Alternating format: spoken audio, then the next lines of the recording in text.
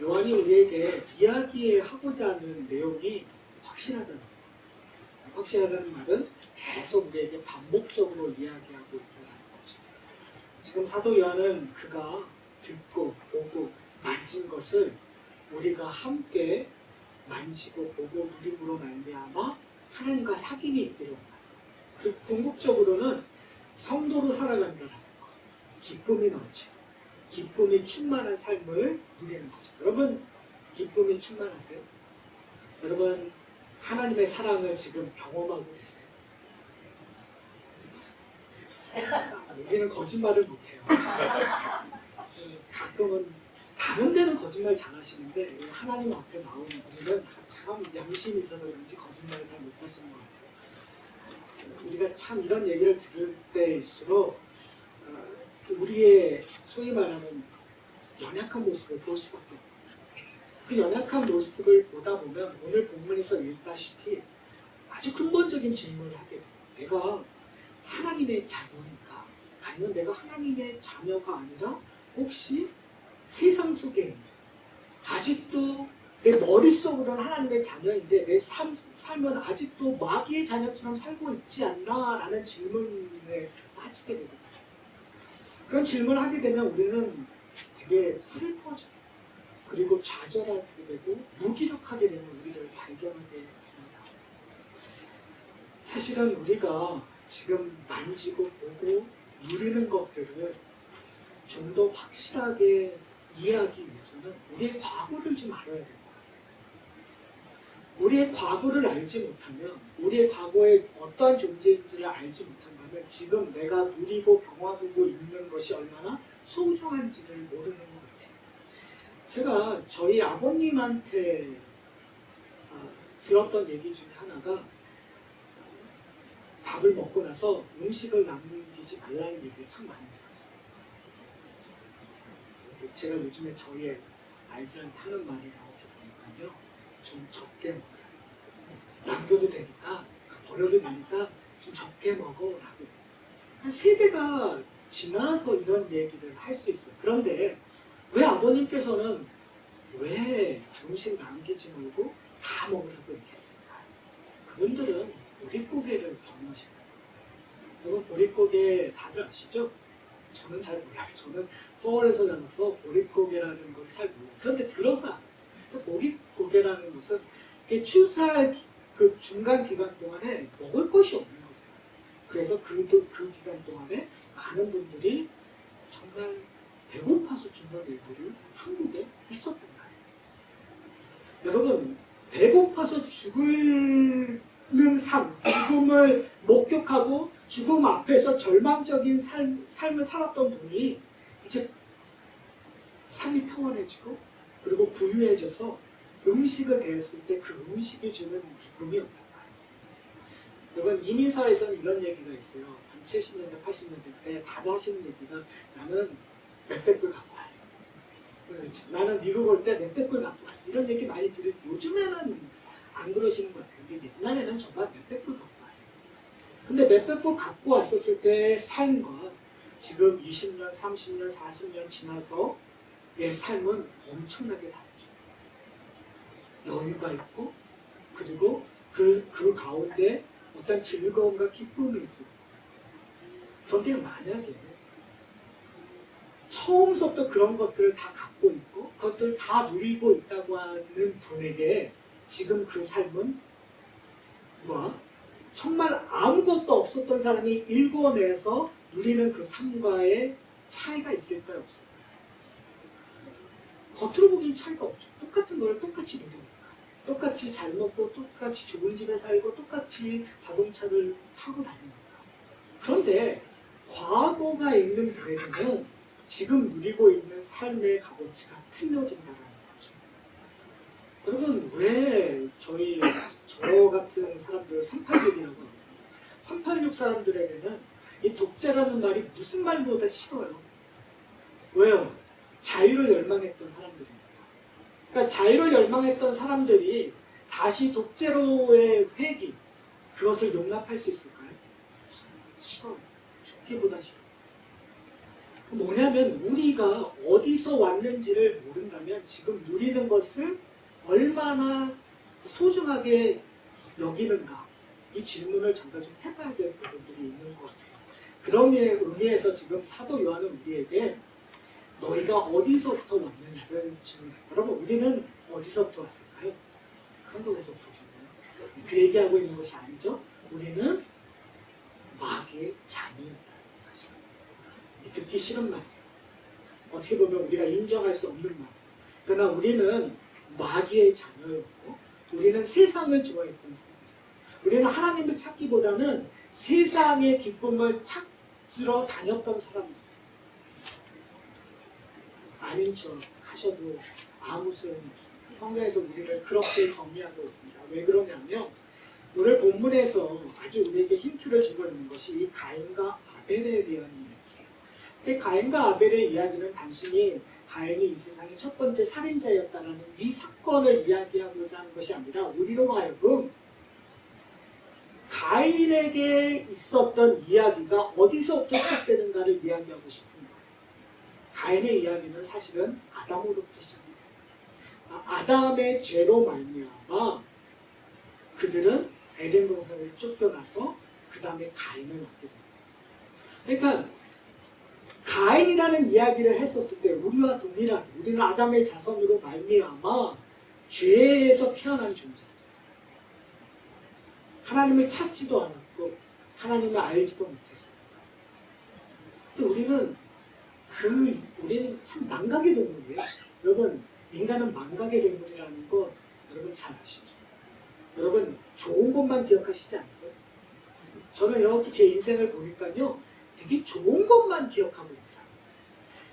제 무의식 속에서 나쁜 얘기들을 자꾸 걸러서, 그리고 왜 그러냐면 그 나쁜 것들을 기억하면요, 제 이 몸에서부터 반응하기 시작해요. 제가 의도적으로 자꾸 이상한 늪에 빠지는 것들을 경험하게 되니까 저 본능적으로 나쁜 걸 기억들에 지워요. 그러니까 저를 자꾸 좋게만 포장하는 거예요. 괜찮은 사람으로 포장해요. 괜찮은 능력에 있는 사람, 여러분이 그렇게 저는 생각하시겠지만 아닌 거 아니에요. 그런데 우리가 고민해야 될 것은 뭐냐면 우리의 본 모습을 좀 보셨으면 좋겠어요. 나라는 존재가 어떤 존재인가. 성경에서 이야기하고 있는 것은 뭐냐면 우리의 존재는 본능적으로 태어날 때서부터 세상 것을 좋아한다. 제가 항상 그러죠. 뭐니 해도 돈이 최고다. 머니가 최고다. 이 말 들으면 뭐 안 그래, 안 그런 사람도 있죠. 근데 저한테 물어보세요. 제가 뭘 좋아하는지. 우리 본능적으로 돈이라는 것을 더 많이 가짐으로 말미암아 내 삶이 조금 더 안락해지고, 조금 더 편안해지기를, 조금 더 나한테 좋은 것들을 갖기를 원해요. 그것이 우리의 본능이에요. 그것이 우리 죄의 모습을 철저하게 보여줘요. 우리의 문제점은 그것을 잘 포장한다는 것이에요. 그것을 우리는 복으로 포장하고 있다는 거예요. 그것을 우리는 축복으로 하나님이 주신 능력으로 포장하고 있다는 것이 잘못이라는 거예요. 우리가 해야 될 것은 우리의 모습을 해체하는 거예요.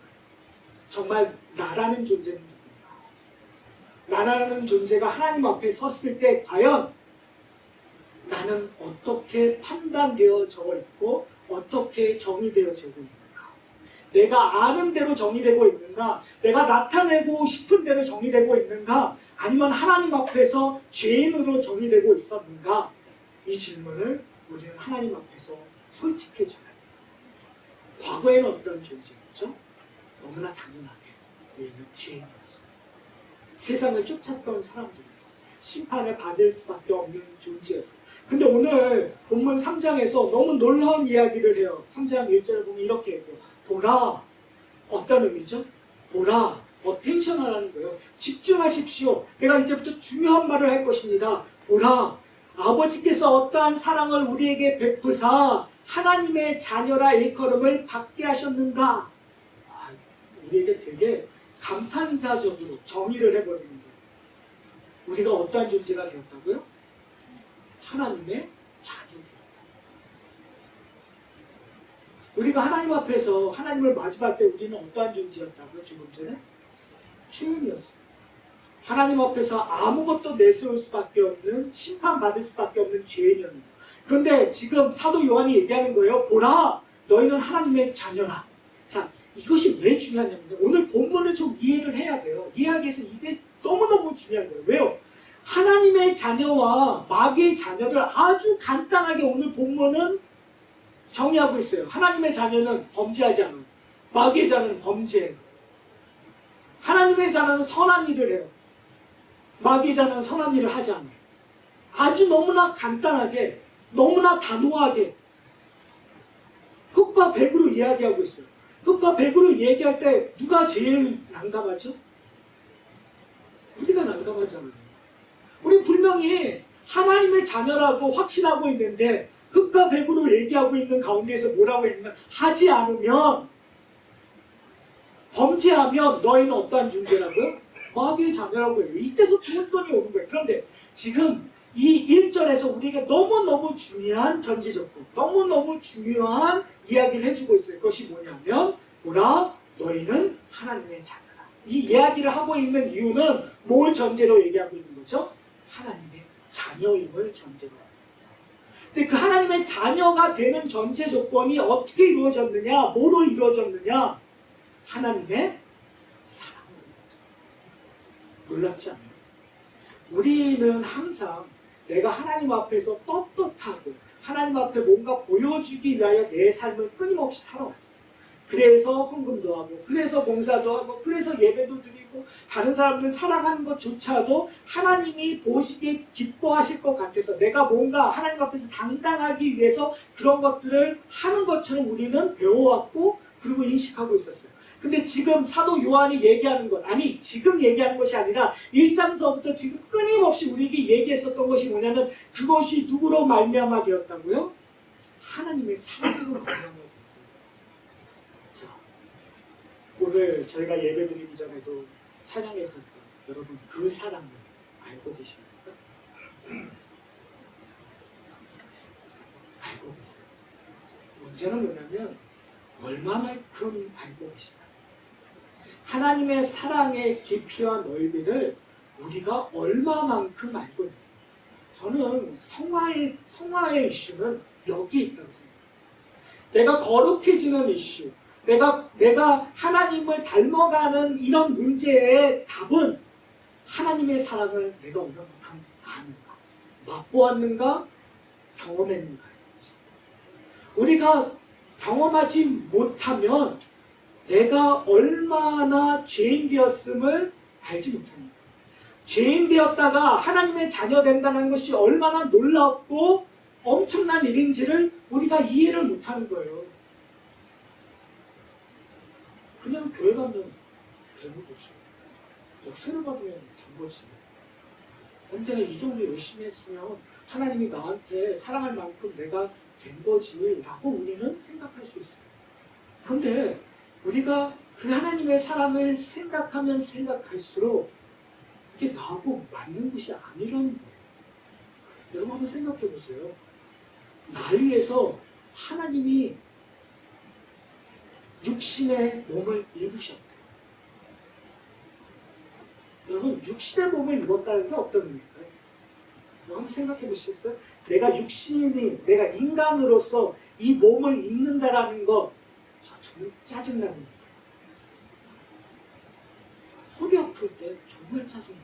이 육신이라는 게 아니 뭐 하나 조금 삐뚤거리면 그냥 아픔이 내 모든 것들을 다 지배해버려요. 내 생각, 내 마음, 내 행동의 이 반경까지 모든 걸 다 결정해버려요. 이 몸이 그런 거 아니에요?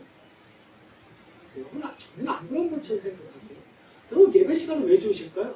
내 육신이 그렇게 만들어 버리는 거 어떻게 할 수 없는 거예요. 그냥 눈꺼풀이 주르륵 흘러버리는 거예요. 내가 어저께 저녁에 뭔가 열심히 했거든요. 그러면 당연히 눈꺼풀이 졸릴 수밖에 없어요. 육신이 마음을 원이잖아요. 내가 열심히 예배 드리고 싶은데 왜요? 몸이 그렇게. 여러분 육신이라는 게 저로 하여금 너무너무 답답하게 만들어요. 여러분 우리 죄에 대한 것도 한번 생각해보세요. 여러분 죄 짓는데 죄의 대부분이 육신에 갖는 거예요. 육신의 정욕, 육신의 마음에 잘못된 것들 다 육신과 연결되어 있어요.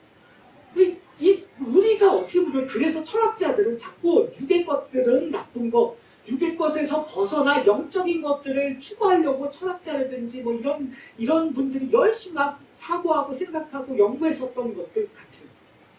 그런데 하나님이 우리를 사랑하셔서 뭐로 오신다? 육신을 입고 오셨다.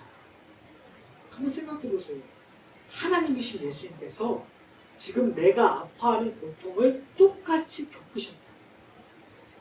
우리 70대 이상 되시는 우리 성도님 생각해보세요. 예수님이 보릿고개를 겪으셨을까? 안 겪으셨을까? 겪으셨어요. 이 나사렛이라는 동네 사람들은 배고플 수밖에 없는 사람들이에요. 그러니까 그거 겪으셨다는 거예요. 여러분, 예수님께서는 의도적으로 사역을 하시면서 부정한 사람들을 만지시는 일들을 했어요. 그 말은 뭐냐면 그들의 아픔, 그들의 질병을 동참하신다고 해요. 왜요? 그렇게 안 하셔도 되는데 예수님께서는 그렇게 하셨다는 거예요. 여러분, 이곳이 얼마나 큰 은혜인지 여러분 생각해 보세요. 여러분 아프실 때 정말 여러분 인생 속에서 아무런 희망이 없을 때 누군가 나를 찾아와서 어떤 한마디 한다는 것이 어떤 의미로 와닿죠. 요즘에는 너무 쉽게 우리의 삶을 내놓는 일들이 많은 것 같아요. 최근에도 어떤 분이 돌아가셨는데 이렇게 장례식장을 보니까 거기에 안수 집사 누구누구라고 됩니다. 우리는 쉽게 우리의 몸을 내놓고 왜 그럴까요? 외로워서 그럽니다. 고독해서 그럽니다. 나만이 그 문제를 다 갖고 있다고 생각하니까 힘들어서 외치다 하다 보니까 안 되니까 그냥 최악의 일을 선택한 거예요. 그런데 예수님께서는 그런 육신의 몸으로 이 땅에 오셨어요. 어디까지? 나의 하나님, 어찌하여 나를 버리시나이까? 그 고독을 여러분 못 느끼세요? 누구를 위해서? 나를 위해서. 우리를 위해서 지금 예수님께서 그것을 감당하고 있어요. 그것이 사랑입니다. 여러분, 그냥 사랑을 무슨 솜사탕 같은 사랑, 그냥 되게 이렇게 지금 우리가 표현하기 형용사로 이렇게 낯간지러운 사랑만 우리가 늘 생각하시는 것 같아요. 그런데요, 하나님의 사랑은 정말 지독한 사랑. 그의 아들을 내어 주어서 기필코 그 하나님의 사랑을 우리에게 확증해 주고 싶어하는 그 사랑. 여러분에게 피할 길이 있을까요? 지금 사도 요한은 얘기하는 거예요. 그 아버지의 어떠한 사랑이 너희를 하나님의 자녀로 만들었다. 여러분, 그 하나님의 사랑을 여러분이 피할 수 있어요? 없다는 거예요. 그것이 지금 사도 요한의 전제 조건이에요. 하나님께서 여러분을 사랑하셨다면 여러분이 지금 죄 가운데 있어도 그 죄를 어떻게 해요? 깨끗하게 하실 거라는 거예요. 깨끗하게 하셔서 여러분들 어떻게 해요? 하나님의 자녀답게 살게끔 만드실 거예요. 그러니까 너희들은 어떻게 살라고요? 하나님이 기뻐하시는 대로 살아요. 그것이 지금 사도 요한이 오늘 본문에서 이야기하고 싶어하는 것들이에요. 오늘 본문을 하면서 사도 요한은 우리에게 아까 얘기했던 가인의 이야기들 예를 듭니다. 가인의 이야기 여러분 다 잘 아시죠? 아벨 동생을 죽이는, 왜 죽였을까요? 하나님께 제사를 드렸는데 하나님께서는 가인의 제사를 받지 아니하시고 아벨의 제사를 받으시고 그리고 그를 의롭다고 얘기를 해주세요. 자, 문제는 뭐냐면 왜 하나님께서는 가인의 제사를 안 받고 아벨의 제사를 받으셨을까? 객관적으로 우리가 평가하기 상당히 어려워요. 양을 잡아서 아니면 곡식, 그러니까 쌀농사보다는 목양하는 것이 더 좋아서요? 이런 개념이 아니란 말이에요.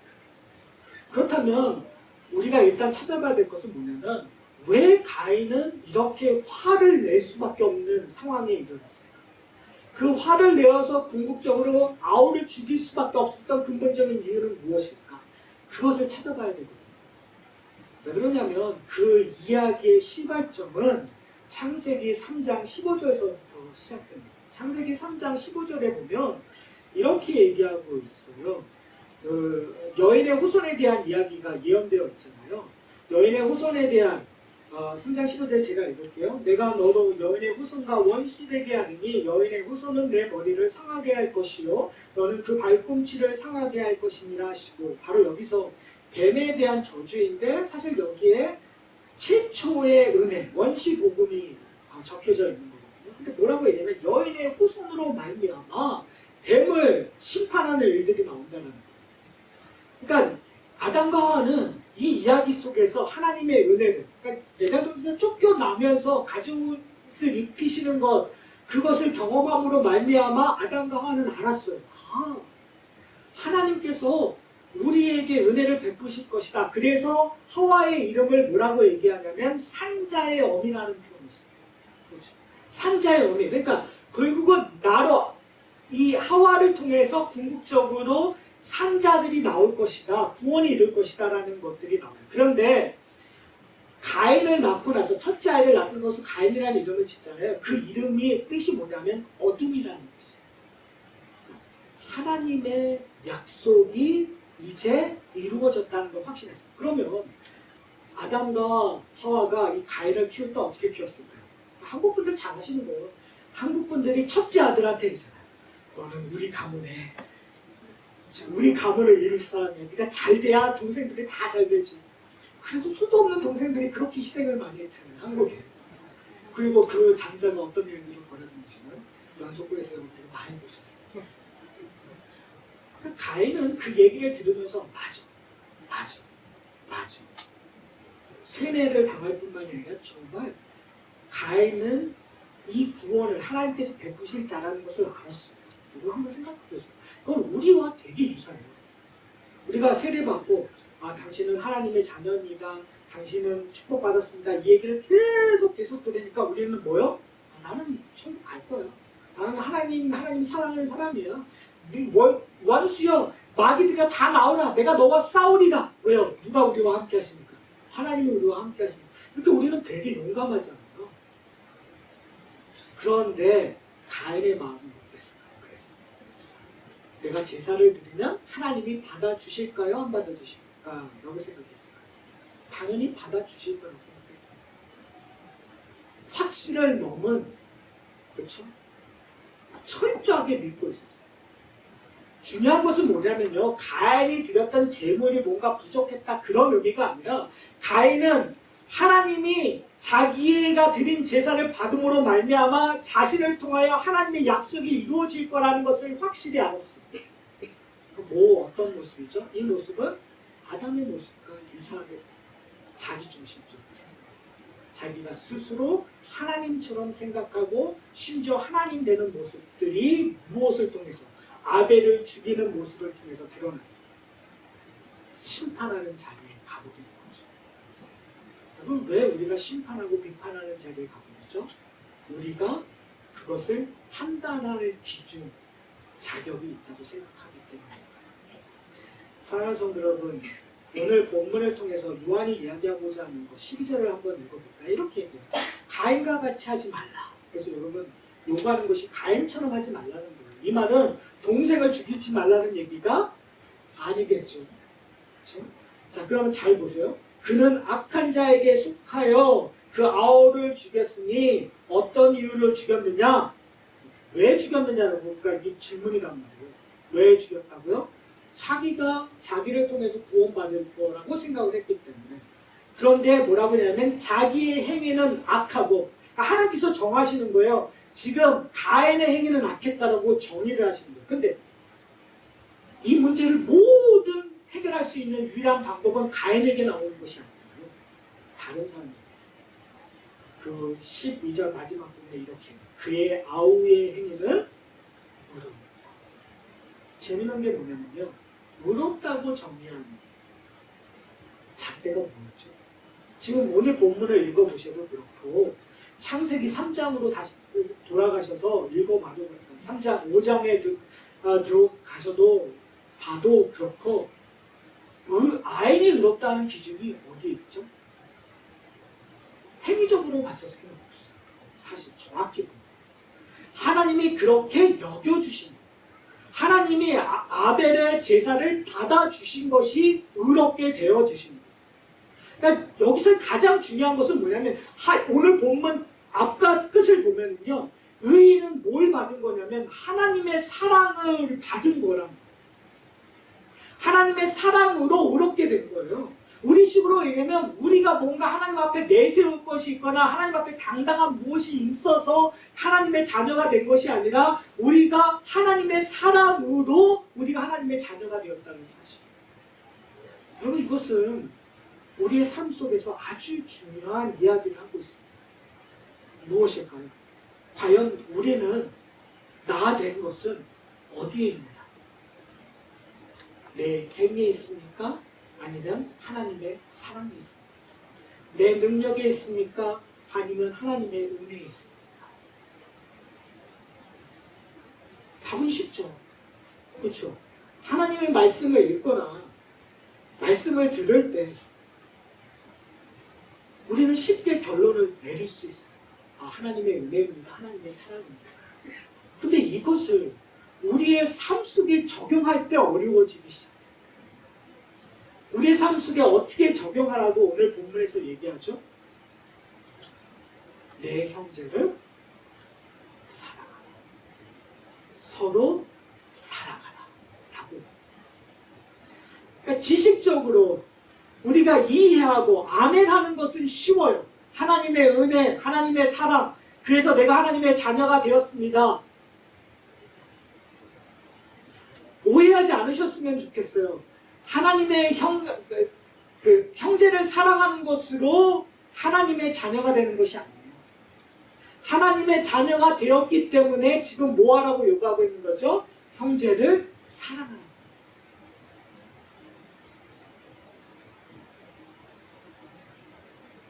사랑하는 성도 여러분, 제가 경험하고 그리고 제가 목회하면서 내린 하나의 진리가 있습니다. 그것은 저희가 이번 달에 읽는 책이 글쓰기의 최정선이라는 책이잖아요. 그 책에서도 얘기된 거예요. 말로 말하면 아무 소용이 없습니다.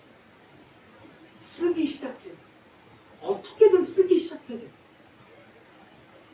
쓰면서 내가 뭘 고쳐야 되고 뭘 더 임프루브 해야 되고 뭘 해야 되는 것을 알게 되는 거죠. 마찬가지인 것 같아요. 내가 하나님의 자녀됨을 나타내는 것, 형제를 사랑하고 이웃을 사랑하고 서로 사랑하는 건 시작하지 않으면 안 돼요. 어디선가 시작해야 돼요. 시작해야 우리가 고칠 것이 있고 시작해야 내가 실패하고 내가 연약한 존재인 것을 깨닫게 되는 거죠. 여러분, 가상으로 시뮬레이터에서는 내가 얼마든지 위대한 일을 할 수 있는 존재예요. 내가 원수를 시뮬레이터에서 가상 머신에서 돌리잖아요. 다 할 수 있어요. 저는 늘 해요. 그런 꿈을 늘 거예요. 아, 저 사람도 사랑해야지. 저 사람도 내가 품고 지내야지. 내 인생에서 어느 시점에서 날 괴롭히는 사람 내 마음속으로 다 이해하고 다 용서하고 다 했다고 다 얘기해요. 그리고 확신에 차 있어요. 그런데 그 문제를 직시하지 않아요. 그 사람에게 손을 내밀지도 않아요. 그 사람에게 가지도 않아요. 그 사람하고 공유하는 것조차 원치도 않아요. 여러분, 부부의 관계가 가장 어려울 때가 언제인 줄 아세요? 저는 부부가 소리 내면서 싸울 때가 어려운 거라고 생각하지 않아요. 부부 관계가 가장 어려울 때는 말하지 않고 딴방 쓰고 딴 집에서 살 때까지는 거죠. 왜요? 관심 받는 거. 상관없는 일입니다. 여러분, 성도의 관계도 그렇고 자녀의 관계도 똑같은 원리예요.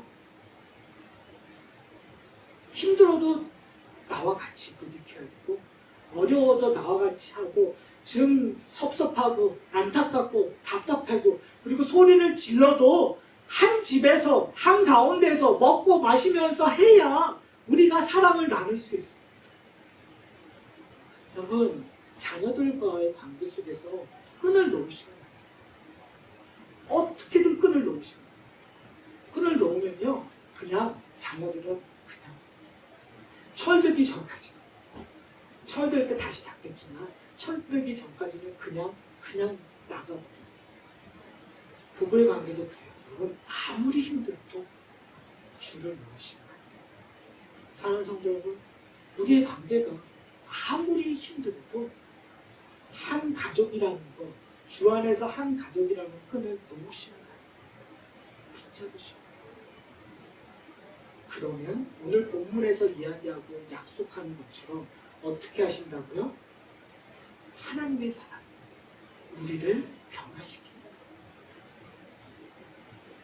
하나님의 사랑이 우리 인생을 끌고 갔다.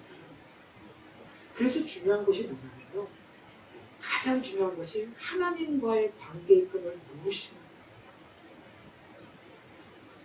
하나님의 관계의 끈을 꼭 잡고 하나님을 알아가는 일들에 열심을 내었을 때, 하나님의 사랑이 나에게 조금씩 발견되었을 때 내가 뭐가 되는 거예요? 사랑의 통로가 되어 내가 붙잡고 있는 내 아내의 줄, 내 자녀의 줄, 내 성도의 줄을 흘러가는 거예요. 내가 그리스도의 사랑으로 넘쳐야 그 사랑이 넘쳐나는 거죠. 전달되는 거죠. 제가 지난주에 설교를 끝나고 한 집사님한테 이런 이야기를 들었어요. 목사님 왜 남자들에게만 여자를 사랑하냐고. 제가 그래서 지금 설교를 끝마치면서 이 얘기를 하거든요. 아내들이요, 남편 사랑받기만을 기대하지 마시고 아내들도 남편들을 존중하게 사랑하시기를 소원합니다.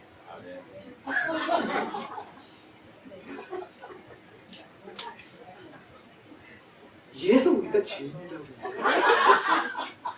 이래서 우리가 연약하다. 이래서 우리가 함께 가야 된다. 저 그래서 믿어요. 우리 가운데 정말 괜찮은 사람이 한 사람이 정말 우뚝 서 있지 않아서 우리가 다 죽을 죄인이어서 우리가 다 연약해서 그래서 저는 좋아요. 왜요?